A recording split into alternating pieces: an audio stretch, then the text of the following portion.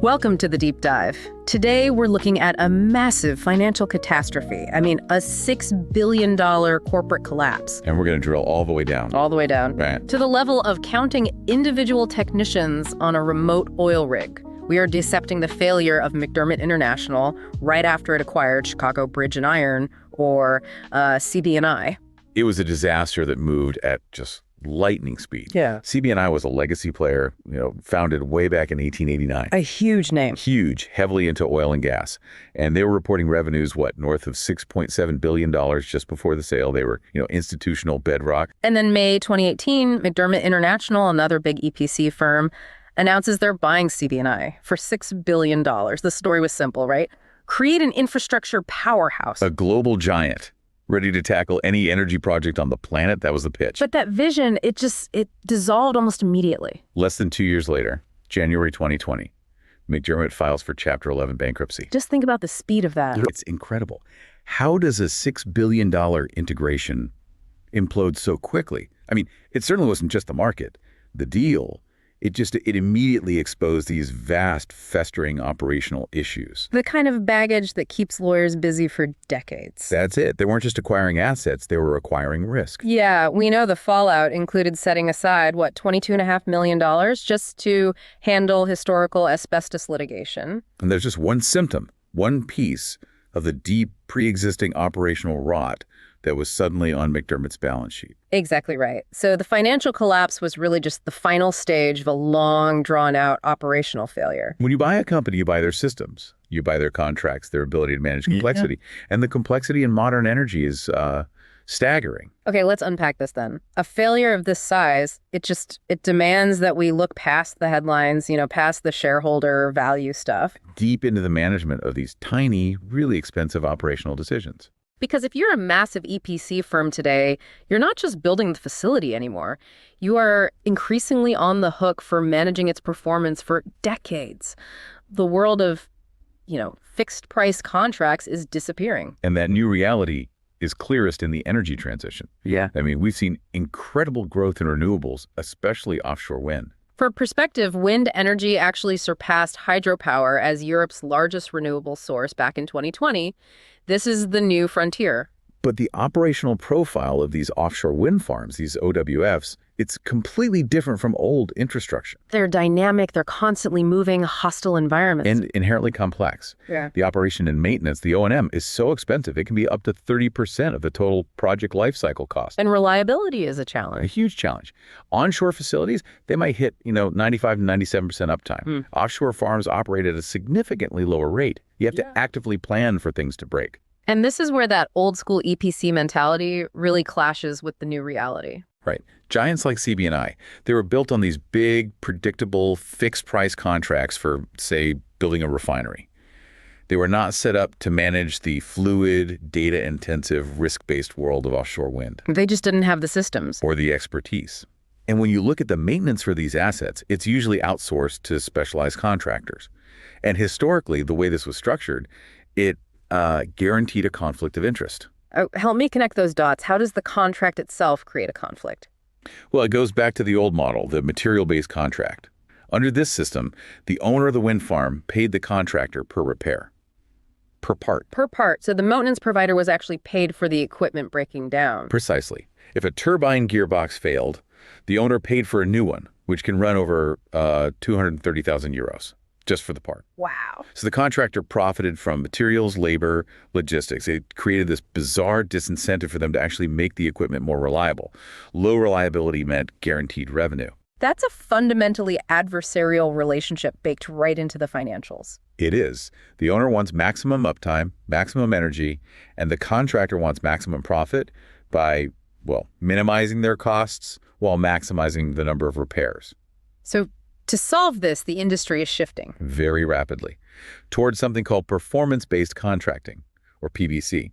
Instead of paying for parts and hours, the owner pays the contractor for hitting performance metrics. And the number one metric is availability, system uptime.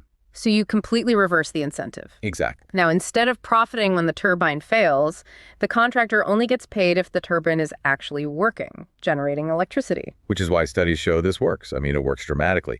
Moving to PVC can improve product reliability by 25 to 40% compared to the old model. And that uptime, it depends on three things. Three things: the system's design reliability, how quickly it can be maintained, and the logistics of getting people and parts out to sea. So this contractual structure, the nitty-gritty of the PBC, is what ultimately determines if the whole thing makes money.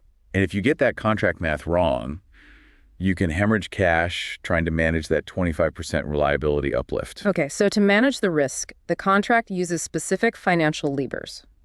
And availability is defined in a few ways, right? Right, three main ways: the uptime of the whole wind farm, the uptime of a single turbine, and then what's called energy-based availability. Which is the big one. That's the one tied directly to the money. It's the ratio between the energy you expect to generate and what you actually generate. So let's talk about the toolkit they use to force this alignment. It's basically the stick and the carrot. Exactly. The stick is penalizations, or liquidated damages. If the contractor misses a minimum uptime threshold, say they only hit 70% availability when the contract demands 80, they pay up. But the key part isn't the penalty itself. No, the real lever is that the total penalty amount is capped.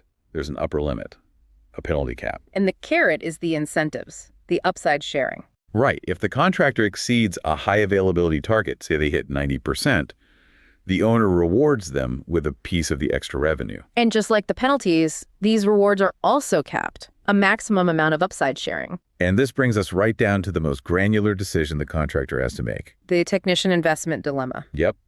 The contractor's biggest variable cost and their biggest lever for improving availability is how many specialized technicians they decide to hire. And these technicians are not cheap. The average annual salary is around 44,000 euros. So the question for the contractor is, how many people do you hire to service these 62 massive turbines 17 kilometers off the coast of France? Well, the owner wants more people, right? Maximum uptime. Intuitively, yes. And simulations confirm it. For the wind farm owner, profit goes up almost linearly with the number of technicians.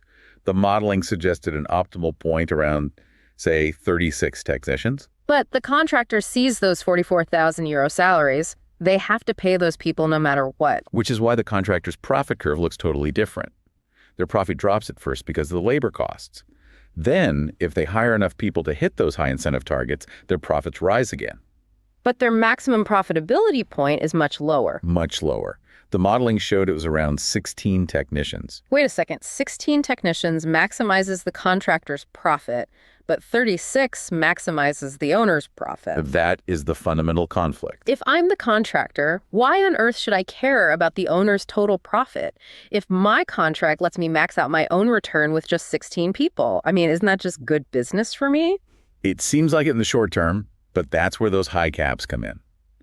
The problem is that the contractor, by optimizing only for labor cost, fails to hedge against catastrophic, unpredictable risk. You mean like that 230,000 euro gearbox replacement? Exactly. If the contractor only hires 16 people, they're running lean, they're saving on salaries. Right. But what if they face a series of major breakdowns, compounded by bad weather that prevents the boat from going out? And that boat isn't free. No. The idling cost for a crew transfer vessel is about 81 euros an hour. They can quickly miss their minimum uptime threshold, and suddenly that penalty cap looms very, very large. So the real leverage isn't in setting the minimum availability you must achieve. It's about setting the maximum financial risk and reward the caps. Precisely. The modeling proved that the total profitability of the whole operation doesn't depend on where you set that minimum threshold. Yeah. It depends on how the contractors react to the financial limits. So to force them to willingly invest more. To get them to hire more people who act as insurance against catastrophic failure, you have to significantly raise the ceiling on both the liquidated damages and the upside sharing. You increase the risk, but you also increase the potential reward. By raising that penalty cap, you force the contractor to hedge against that downside, which means hiring more technicians. Exactly. They have to invest in safety margins, which brings their team size closer to the owner's ideal 36. And that investment, driven by the contractual risk, is what boosts the whole operation's efficiency. The optimization model, it identified these efficient solutions, right? Ones that minimize the conflict while maximizing total profit. It did. So what was the magic number? The compromise solution was 22.4 technicians. 22.4. Obviously, you can't hire zero point 0.4 of a person. What does that number actually tell you? It tells you the exact financial tipping point. It means that 22 technicians likely maximizes your combined profit. But hiring a 23rd would put you marginally into the zone where the cost of that extra person starts to outweigh the benefit. It's a mathematical representation of perfect alignment. Between the owner's risk appetite and the contractor's cost structure. And remember, this is based on a real-world scenario. 62 Siemens turbines operating over 180 days. And that level of micro-detail hiring the optimal 22 people instead of the cheapest 16, that is the difference between making money and a $6 billion bankruptcy. This is why massive firms like McDermott and CB&I, firms rooted in that old fixed-price construction world, imploded. They acquired a portfolio full of this complex, modern performance risk, and they just didn't have the internal systems to run these granular models. The small errors multiplied globally. Until the whole structure failed. So what does this all mean then? This deep dive shows that maximizing combined profit requires active, mathematically optimized management of these contracts, pushing those upper limits on penalties and rewards. It forces the maintenance contractor to invest more, which stabilizes the whole asset. The failure of a multi-billion-dollar merger really came down to details that look insignificant on an earnings report.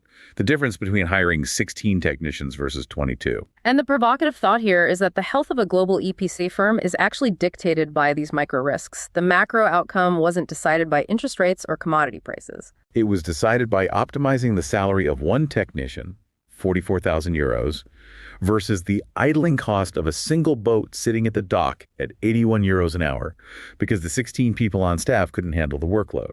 Those micro decisions become your macro fate. Hashtag, this is not financial advice segment.